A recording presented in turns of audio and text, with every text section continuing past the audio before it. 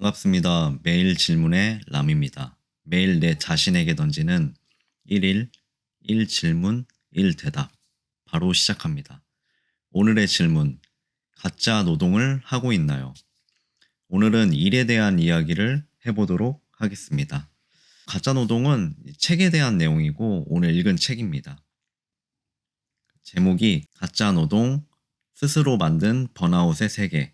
데니스와 아넬르스라는 사람이 이 책을 썼고 둘이 이제 방송에서 만났는데 처음에는 부딪혔는데 이제 어떤 현대인들의 그런 노동에 대해서 얘기를 하다가 이런 부분이 잘 맞아서 책을 쓰게 되었고 이 책에서 얘기하는 가짜 노동은 제가 문장으로 읽어드릴게요. 그 방송 이후 더 많은 일터를 관찰할수록 텅 빈 노동이 핵심 문제라는 확신이 듭니다.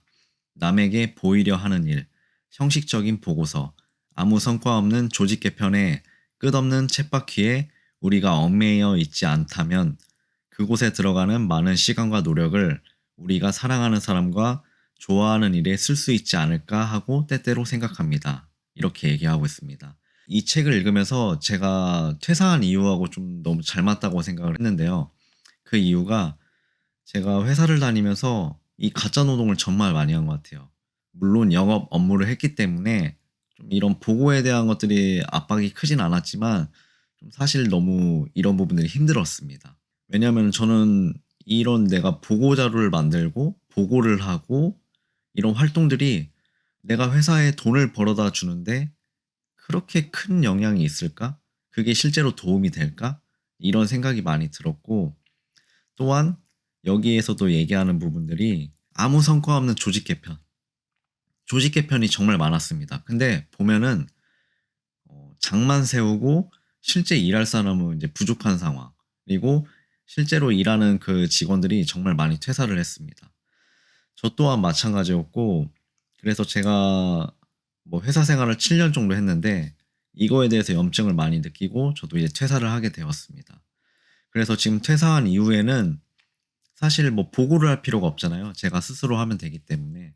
그래서 이런 쓸데없는 일을 안 한다고 해야 하나? 그리고 오히려 회사 다닐 때보다 제가 더 부지런해졌습니다.